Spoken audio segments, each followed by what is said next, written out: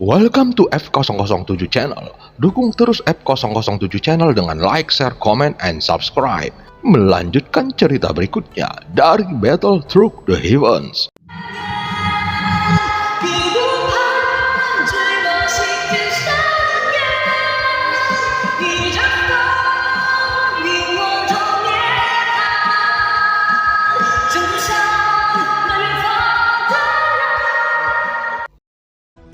Pada part sebelumnya, Xiaoyan terjerat jaring benang merah dari lusinan pejuang Taisu yang langsung dipimpin Taisu nomor 2. Namun di saat berikutnya, Xiaoyan akhirnya menampilkan nafas bayan yang membuat semua orang stagnan dalam beberapa tarikan nafas. Dan Xiaoyan meminta Jian Xiang yang menarik mundur pasukan berkobar.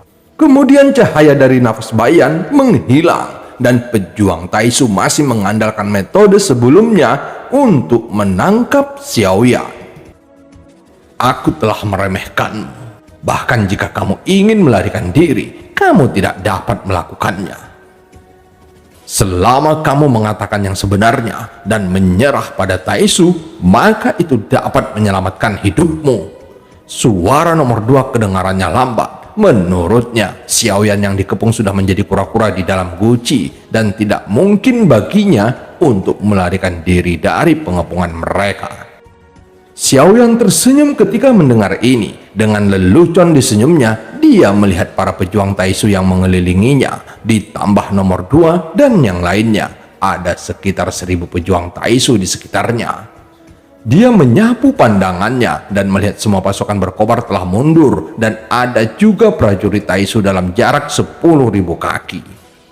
Jadi Xiaoyan merasa lega. Dia mengepalkan tinjunya dengan erat menghadapi kerumunan Taisu yang mengelilinginya. Sepertinya benar-benar tidak ada tempat untuk melarikan diri. Tetapi siapapun dengan mata yang tajam dapat melihat bahwa Xiaoyan tidak pernah berpikir untuk melarikan diri. Pengepungan semacam ini, kecuali dia adalah keabadian langkah ke-8. Dengan kekuatannya, bahkan jika tubuhnya abadi, aku khawatir akan sulit untuk melarikan diri. Tapi apa yang dia maksud dengan membiarkan kami mundur?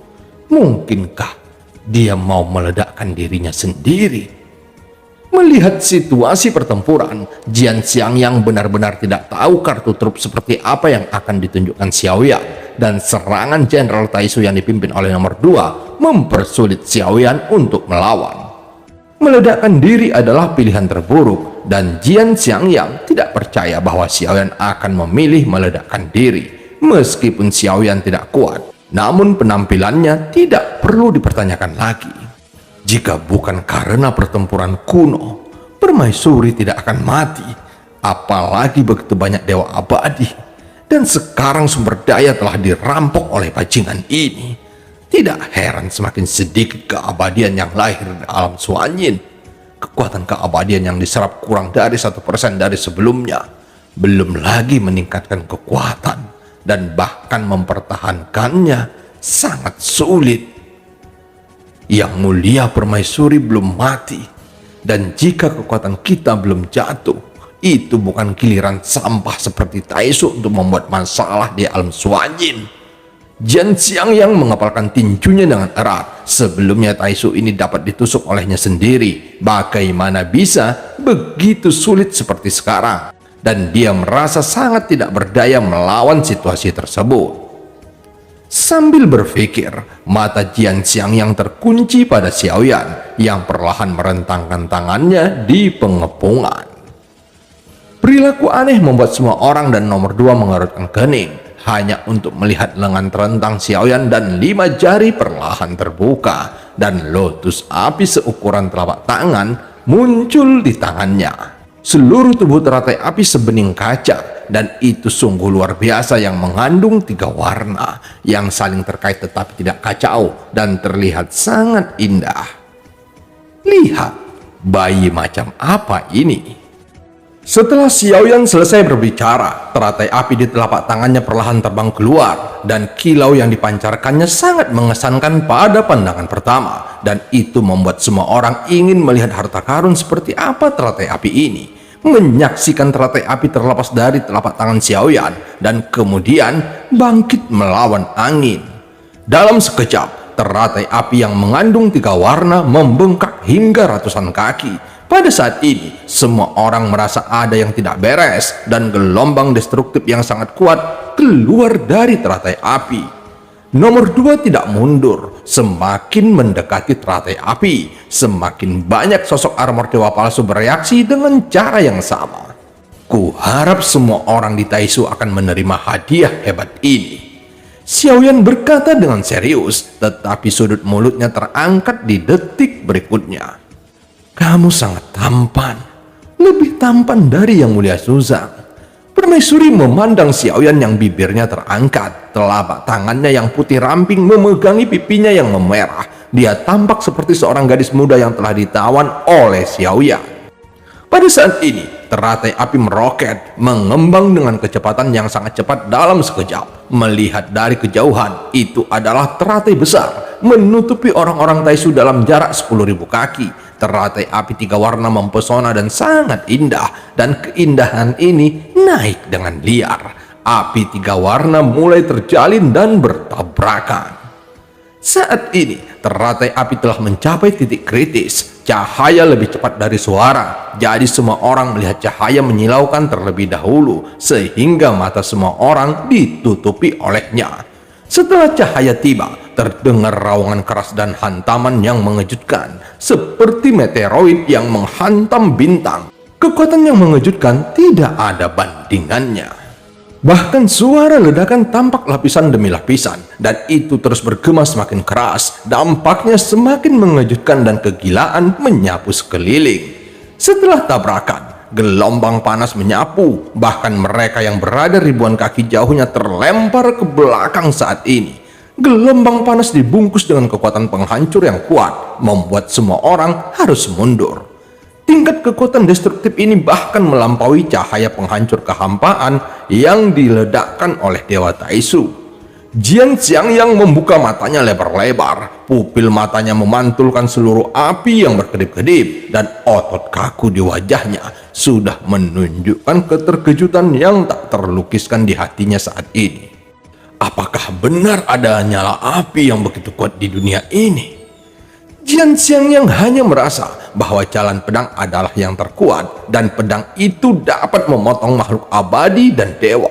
Tetapi pada saat ini, dia sedikit curiga. Jika aku berada di alam yang sama dengannya, aku mungkin... Jian Xiang yang akhirnya mengerti mengapa Xiaoyan ingin dia membuarkan pasukan berkobar. Ternyata dia telah menahan gerakan destruktif yang mengerikan di sini, berniat untuk membunuh mereka semua. Jian Xiang yang tersentak, tapi mengenai perilaku Xiaoyan itu benar-benar membuatnya berubah pikiran tentang Xiaoyan lagi. Bahkan di bawah pengepungan dan kendalinya sendiri, dia tidak terburu-buru membuat keputusan panik, tetapi menjaga situasi secara keseluruhan dan memintanya untuk mengevakuasi pasukan berkobar. Jika putra ini benar-benar dapat tumbuh dewasa, dia pasti akan menjadi seorang jenderal seperti Permaisuri. Dia telah menganggap dirinya sebagai anggota pasukan berkobar sejak awal. Pikir Jian Xiangyang. Dia sudah mengerti bahwa Permaisuri tidak akan menutup matanya, dan Permaisuri juga tahu lebih baik bahwa Xiaoyan pasti akan diserbu oleh Taisu dan pertempuran akan beralih ke Xiaoyan. Dalam pertempuran ini, selain menguji dan mengajari Xiaoyan bagaimana menjalani pertempuran, itu juga merupakan bagian tak terpisahkan dari perang untuk mengajari Xiaoyan bagaimana menjaga pasukannya sendiri dan bagaimana mempertahankan pasukannya sebanyak mungkin. Adapun pilihan Xiaoyan kali ini, dia tidak mengecewakan Permaisuri, dan dia juga mendapat persetujuan dari Jian Xiangyang dan lebih banyak lagi dari pasukan berkobar, terutama mereka yang mengira Xiaoyan adalah pria kecil Permaisuri, dan pikiran itu berubah hampir seketika. Xiaoyan terlihat kuat dan sangat kuat, tapi itu tidak benar-benar muncul sebelumnya. Pada saat ini dia memiliki aura Tuan. Meskipun kekuatannya jauh lebih rendah dari Tuan, tetapi dalam hal tindakan, dia lebih mendominasi daripada Tuan. Dalam pikiran Jian Xiangyang, Kemudian api membengkak seperti gunung berapi yang meletus, dan di tengah api ada juga binatang raksasa yang mengaduk magma seperti orang gila. Ledakan tidak berakhir. Dalam nyala api ada ledakan satu demi satu. Beberapa puing terbang keluar darinya. Jika melihat dengan cermat puing-puing itu, dapat terlihat bahwa itu bukan puing-puing, tetapi manusia. Semua pemandangan di dalamnya diselimuti api, dan situasi di dalamnya tidak bisa dilihat dengan jelas. Nyala api itu seperti bola api besar, meski menyilaukan. Semua orang mau tidak mau melihatnya. Sementara semua orang menatapnya, mata yang semula menyipit karena silau tiba-tiba terbuka semakin lebar, seolah-olah melihat sesuatu yang luar biasa. Mengapa aku melihat seseorang terbang di dalamnya? Apakah kalian juga melihatnya? Suami kecil dari Yang Mulia Permaisuri. Ya, seharusnya itu suami kecil dari Yang Mulia Permaisuri.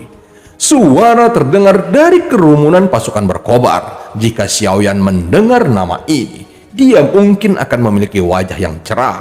Bagaimanapun, ada istri dan selir dalam kelompok. Jika bukan karena spesialisasi mereka, situasinya sudah lama tidak terkendali. Kobaran api berlangsung sangat lama dan tampak seperti bintang yang terbakar dengan ganasnya kobaran api, dan tidak diketahui kapan akan padam. Pertempuran yang meletus kali ini tampaknya telah mengganggu situasi penyerangan kedua belah pihak, dan pertempuran di kedua sisi terus-menerus berhenti karena semua komandan mereka tenggelam dalam api. Kedua belah pihak mundur dan mata mereka semua terfokus pada bola api. Sungguh luar biasa. Tanpa kecuali mereka semua melihat sosok di dalam bola api, dan itu adalah satu-satunya sosok yang melayang di dalamnya. Melihat pemandangan ini, alis Jian Xiang yang terangkat dan ekspresinya semakin terkejut. Mungkinkah dia menggunakan ini untuk mengumpulkan armor dewa palsu dari Taisu? Jika demikian, aku khawatir Taisu yang tenggelam dalam api akan musnah seluruhnya. Pada saat berikutnya, terlihat pejuang Taisu dihancurkan semuanya tanpa terkecuali nomor 2, dan armor dewa palsu Xiaoyan juga rusak. Namun dengan hancurnya semua Taisu yang mengelilinginya, secara alami armor dewa palsunya berubah menjadi bola cair, dan tanpa ragu Xiaoyan mengkonsumsi bola cair itu dan sisanya dimasukkan ke dalam cincin penyimpanannya. Pemandangan ini juga sangat mengejutkan Jian Xiangyang yang berdiri jauh dari radius ledakan, dan terpancar tatapan kagum dari sudut matanya, dan sudut mulut permaisuri juga terangkat dengan tatapan indah mengunci Xiaoyan. Saat ini terlihat kristal merah di dada armor Xiaoyan bertransformasi menjadi 7 kristal. Namun dengan konsumsi kekuatan keabadian dan tubuh abadi yang terlalu besar untuk mengeluarkan kekuatan dari Angry Buddha Lotus Flame 3 warna barusan, jejak Si Jun di alis Xiaoyan juga menghilang. Di sisi lain, pejuang Taisu yang berada di luar radius ledakan langsung mengambil inisiatif untuk menyerang Xiaoyan dengan kekuatan berkas cahaya selusin Dewa Taisu. Pada saat yang sama, Xiaoyan juga menyampaikan pikiran di dalam hatinya kepada Dewa Taisu yang berada di ruang Lingsu, dan keempat Dewa Taisu segera keluar dan membuka mulut besar mereka, dan keempat berkas cahaya bertemu lalu dimuntahkan. Melihat pemandangan ini, Xiaoyan tidak bisa menahan diri untuk tidak menghela nafas panjang, berpikir bahwa akan sangat bagus jika Longyan ada di sini. Bukan tidak mungkin untuk secara langsung mengendalikan Dewa Taisu ini. Tentu saja ini hanya pikiran Xiaoyan. Meskipun darah Longyan kuat, Dewa Taisu mungkin bukanlah hal yang mudah untuk dikendalikan. Namun sesaat setelah dia mengingat Longyan, dia juga teringat hari-hari bersama tim Verles sepertinya adalah hari yang sangat dirindukannya. Dan setiap kali dia memikirkannya, Xiaoyan masih merasa itu adalah saat paling bahagia dalam hidupnya. Namun pikiran Xiaoyan saat ini ditarik kembali ke kenyataan dalam sekejap oleh suara keras 4 berkas cahaya di belakangnya yang menyatu menjadi berkas cahaya yang lebih besar dan melewati punggungnya, bergegas ke ujung jauh dengan ganas. Namun Xiaoyan hanya memiliki 4 dewa Taisu, dan Taisu memiliki ratusan dewa. Meskipun tidak semuanya digunakan dalam serangan ini, tapi itu masih lebih dari selusin. Jadi seberkas cahaya dan pengeboman secara alami beberapa kali lebih kuat.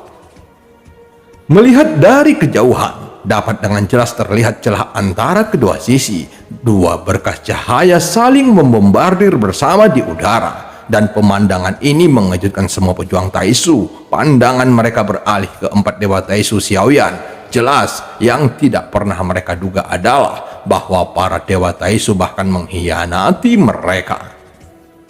Armor dewa palsu di tubuh Xiaoyan sudah tidak dapat diterima oleh Taisu. Dan keempat dewa Taisu bahkan telah menyentuh garis merah Taisu. Mereka sama sekali tidak membiarkan hal seperti itu terjadi. Tidak mungkin. Bagaimana dia melakukannya? Sebuah suara yang dalam keluar dari Taisu. Dan segera semua pejuang Taisu mengalihkan perhatian mereka ke Xiaoyan. Setiap tatapan mengungkapkan aura pembunuh yang sangat kuat. Seolah-olah ingin merobek mayat Xiaoyan menjadi ribuan keping. Kebencian semacam ini disampaikan sesuai keinginan setiap prajurit Taisu. Bahkan sekarang, Xiaoyan telah membunuh lebih dari selusin komandan dari Taisu. Dan ribuan pejuang Taisu dengan satu gerakan. Dan karena Xiaoyan juga menjarah armor dewa palsu mereka. Jelas, seperti yang dikatakan oleh Jian Xiangyang, yang diandalkan Taisu adalah armor dewa palsu. Dan tanpa armor dewa palsu, itu setara dengan memotong cara hidup mereka. Namun perang tidak berhenti karena Xiaoyan membunuh para jenderal Taisu. Sebaliknya, tampaknya Taisu semakin marah dan keinginannya langsung ditampilkan sehingga semua pejuang Taisu membidik ke arah Xiaoyan. Apalagi mereka belum pernah menggunakan dewa Taisu sebelumnya, tetapi sekarang mereka langsung menggunakan lebih dari selusin dewa Taisu. Tujuannya bukan untuk memenangkan perang atau untuk melenyapkan permaisuri, tetapi untuk membombardir dan membunuh Xiaoyan, lawan yang sebelum perang mereka remehkan. Mereka tidak takut pada Xiaoyan, tapi khawatir selain Xiaoyan, masih ada orang lain yang juga tahu cara menggunakan armor dewa palsu dan mengendalikan dewa Taisu. Setelah terekspos, itu akan menjadi bahaya tersembunyi yang sangat besar bagi Taisu. Jadi mereka harus menangkap Xiaoyan dan mengetahui dari Xiaoyan. Baru setelah itu mereka dapat sepenuhnya menyelesaikan bahaya tersembunyi ini. Justru karena inilah mereka tidak segan-segan berperang saat ini untuk melenyapkan Xiaoyan. Tidak ada ketegangan dalam konfrontasi yang tidak proporsional antara kedua belah pihak. Hanya ada 4 dewa Taisu di belakang Xiaoyan. Bagaimana sinar kepunuhan yang meletus dapat menahan lebih dari selusin dewa Taisu? Ini adalah ledakan energi paling murni. Oleh karena itu, tidak mengherankan jika tren yang menghancurkan telah terbentuk. 4 berkas cahaya kepunuhan di belakang Xiaoyan mundur dengan mantap, dan suara gemuruh yang keras bergema di seluruh istana abadi nirvana. Sama seperti Xiaoyan sedikit mengerinyit, sebuah celah tiba-tiba muncul di kehampaan. Celah ini muncul begitu tiba-tiba, bahkan Xiaoyan tidak menyadarinya sama sekali. Dari retakan tersebut, keluar seekor ular piton hitam. Seluruh tubuh ular piton raksasa tersebut tertutup rapat oleh sisik-sisik hitam. Namun bagian tengah tubuhnya berlubang. Di dalamnya terlihat struktur yang terbuat dari baja, serta jantung merah berdetak yang persis sama dengan dewa Taisu. Dan yang paling aneh adalah ular piton ini hanya memiliki satu mata hijau. Sinar cahaya yang menyilaukan terpancar dari celah-celah kegelapan. Kecepatannya sangat cepat dan Xiaoyan diselimuti olehnya dalam sekejap. Meski itu tiba-tiba, Xiaoyan sebenarnya masih punya waktu untuk bereaksi, tapi sepertinya agak sulit untuk menghindar. Yang terpenting adalah ketika Xiaoyan ingin menggerakkan tubuhnya, itu bersamaan dengan munculnya piton hitam mata satu. Tekanan lingkungan yang gelap dan berat menghantamnya lagi. Kali ini kekuatan lingkungan yang gelap dan berat semakin kuat, hampir membuat tubuh Xiaoyan tidak bisa bergerak sama sekali. Taisu pasti bertekad untuk memakan Xiaoyan, jadi dia menggunakan kekuatan mereka yang sebenarnya. Tubuh piton hitam bermata satu menonjol dari celah dan mulutnya yang besar terbuka seketika. Saat ini sosok Xiaoyan berada di bawah mulut besar itu, mendongak seperti jurang yang gelap. Setelah suara teredam, Xiaoyan ditelan hidup-hidup oleh piton hitam bermata satu. Pada saat yang sama, berkas cahaya keampaan dari lebih selusin Dewa Taisu terus menghancurkan 4 Dewa Taisu sampai mereka benar-benar menutupi keempat Dewa Taisu itu. Dan dengan ledakan di mulut besar keempat Dewa Taisu, bisa terdengar ratapan mereka dan kemudian perlahan-lahan jatuh ke arah sekitarnya. Serangan yang begitu kuat jelas menyebabkan keempat Dewa Taisu menderita luka serius dan asap hitam tebal mengepul dari mulut mereka. Setelah suara ledakan diaduk, lingkungan sekitar menjadi sunyi senyap. Xiaoyan ditelan oleh ular piton hitam bermata satu, dan setelah ular piton hitam bermata satu menelannya, sosoknya tenggelam ke dalam retakan lagi, dan retakan itu pulih dengan kecepatan yang merusak, seolah-olah tidak pernah muncul sebelumnya. Mata Jian Xiangyang menyusut tajam. Dia memegang pedang panjang, mulutnya biru dan putih. Saat ini dia tidak tahu harus berbuat apa. Kemudian Jian Xiangyang menghela napas berat, bukan karena dia baru saja tidak membantu Xiaoyan, tetapi karena piton hitam bermata satu muncul terlalu tiba-tiba dan kecepatannya sangat cepat. Yang kedua adalah dia juga berada di bawah tekanan lingkungan yang gelap. Tidak hanya dia, tetapi juga semua prajurit yang berkobar di sekitarnya berada di bawah tekanan lingkungan yang gelap, membuat mereka tidak dapat bergerak sedikit pun. Jadi dia hanya bisa menonton tanpa daya saat Xiaoyan ditelan oleh piton hitam bermata satu. Jian Xiangyang menatap permaisuri dengan ganas pada saat ini. Hidup atau mati Xiaoyan tidak pasti. Menurut temperamen permaisuri, dia tidak mungkin duduk diam, dan pertempuran Xiaoyan akan berakhir di sini. Permaisuri di tanduk naga sebenarnya bergerak, tetapi gerakannya sepertinya tidak besar. Sekarang dia duduk dari posisi setengah berbaring sebelumnya, dengan kaki bersilang dan matanya masih acuh tak acuh. Jian Xiangyang menembak ke belakang dengan kecepatan yang sangat cepat dan datang ke sisi permaisuri dengan kecepatan tercepat lalu mengepalkan tinjunya. Permaisuri, anak ini telah ditangkap oleh Taisu. Mengapa kamu tidak mengeluarkan jaringnya? Jian Xiangyang berkata dengan cemas. Anak itu. Permaisuri mengangkat alisnya sedikit ketika dia mendengar kata-kata itu, dan kelembutan di matanya menghilang, digantikan oleh semacam kekuatan yang hanya dimiliki oleh puncak keabadian. Permaisuri, maafkan aku. Aku hanya berpikir hidupnya lebih penting sekarang dan tidak ada lagi penundaan. Taisu akan berusaha keras untuk membunuhnya. Jika kita menunda lebih lama lagi, aku khawatir. Jian Xiangyang berkata dengan cemas, dan pada saat ini kelinci awan es juga menundukkan kepalanya, tetapi mata kelinci itu penuh kegembiraan. Tampaknya dia tidak mengkhawatirkan Xiaoyan, mengingat siksaan dan penghinaan Xiaoyan terhadapnya dan ketidakpedulian permaisuri terhadapnya setelah Xiaoyan muncul. Sepertinya kelinci awan es sudah lama berharap Xiaoyan mati. Jangan khawatir, dia sudah masuk sekarang. Mungkin dia bisa mendapatkan apa yang dia inginkan setelah dia masuk. Permaisuri berkata dan melihat ke alun-alun raksasa Taisu yang tampak aneh itu. Permaisuri, akankah kita mundur atau bertarung? Tanya Jian Xiangyang. Bertarung dan pertempuran berdarah. Jika semua keabadian di alam Suanyin seperti ini, kamu harus memahami pentingnya pertempuran ini. Dia membutuhkan pengalaman perang. Permaisuri berkata dengan serius. Jian Xiangyang tertegun. Pasukan berkobar yang sekarang bukan lagi seperti pasukan berkobar yang dulu, tapi itu hanya berkah bahwa wasiat mereka diturunkan hingga hari ini. Apa yang dilihat permaisuri adalah kesepian dunia, dan dia bisa mengaitkan kesalahannya dengan kehampaan, tetapi kepengejutannya adalah masalah kemauan. Jian Xiangyang membeku ketika mendengar kata-kata itu. Matanya rumit, bukan karena dia meragukan keputusan permaisuri, tetapi karena dia tampaknya menyadari bahwa perkembangan situasi saat ini sangat tidak normal. Dalam ingatannya, permaisuri tidak pernah membuat keputusan yang begitu mendadak. Permaisuri tampaknya telah menebak apa yang dipikirkan oleh Jian Xiangyang, dan dia berbicara lagi selama keheningan. Xiangyang, Kamu harus mengerti bahwa akhir dari beberapa cerita sudah ditakdirkan. Kamu dan aku telah bertarung melawan langit.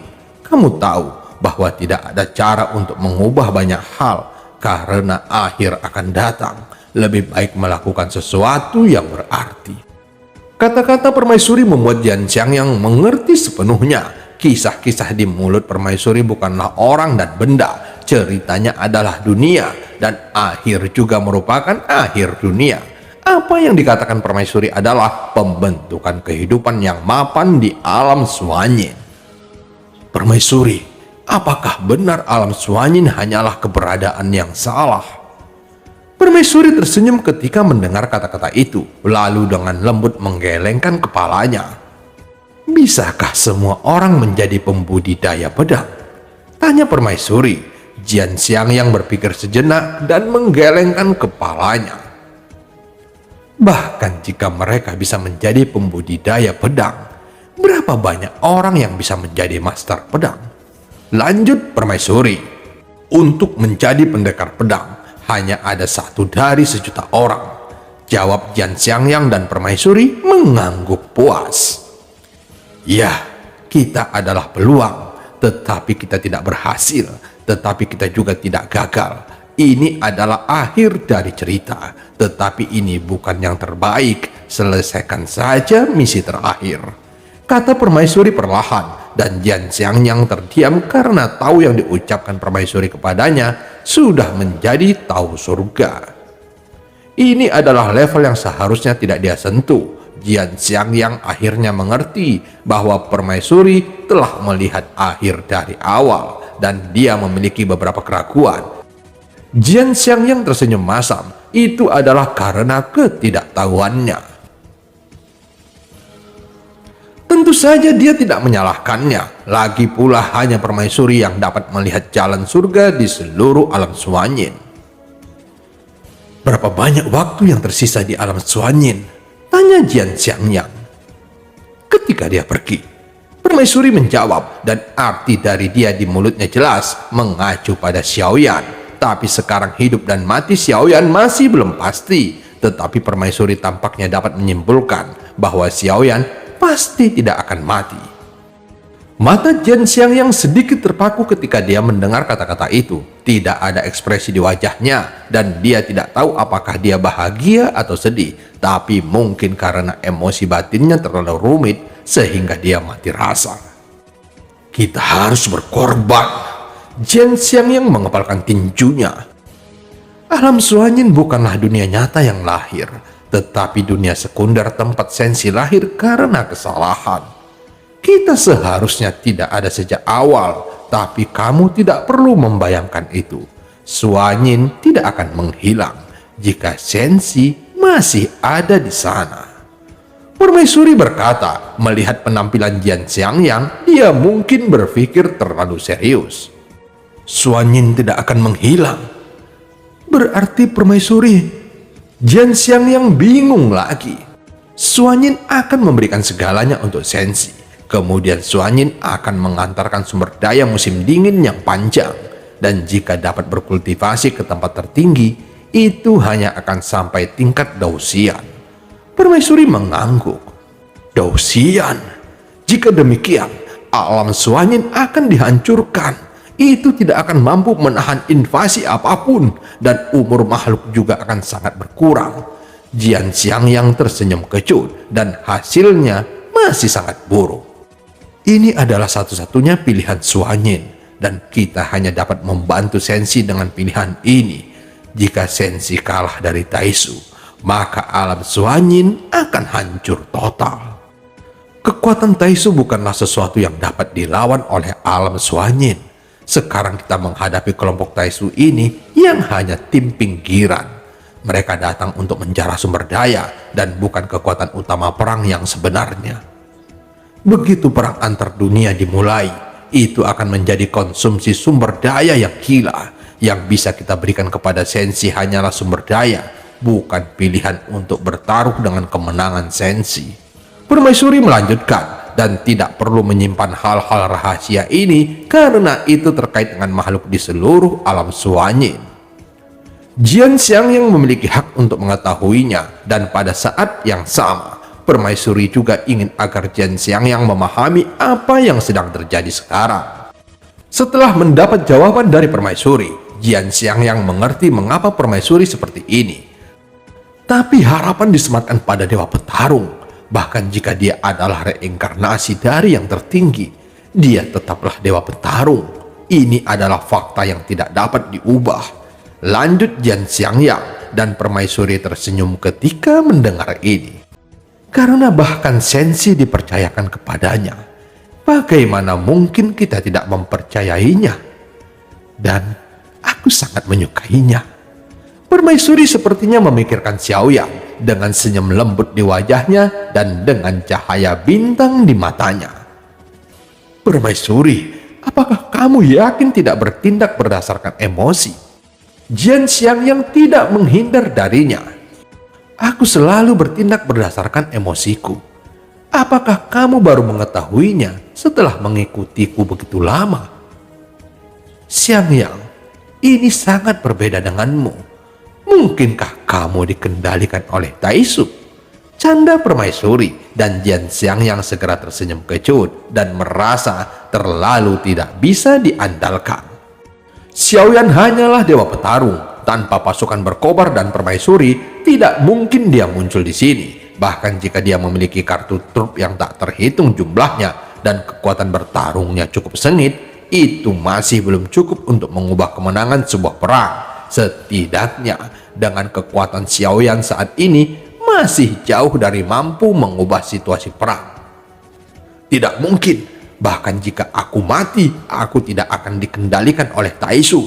Jian Xiangyang segera berkata dengan serius. Permaisuri menutupi wajahnya dan tersenyum ringan. Ini hanya leluconnya, tetapi Jian Xiangyang menganggapnya serius. Kalau begitu permaisuri, apakah kita masih tidak akan bergerak? Jian Xiangyang tampak serius. Xiaoyan telah menghilang untuk sementara, tetapi permaisuri sepertinya tidak terburu-buru. Apakah kamu tidak khawatir tentang dia? Permaisuri memandang Jian Xiangyang sambil tersenyum dan berkata perlahan. Tentu saja aku khawatir, tapi menurutku dengan kekuatannya, Taisu ini seharusnya tidak cukup untuk membunuhnya. Kamu baru saja melihat bahwa kartu trup yang dia gunakan selalu tidak terduga, kan? Permaisuri sangat percaya pada Xiaoyan. Tetapi jika Xiaoyan saat ini tahu bahwa permaisuri berpikir demikian, dia mungkin sangat berharap permaisuri tidak begitu percaya diri padanya. Dan film pun berakhir. Sampai ketemu di part selanjutnya.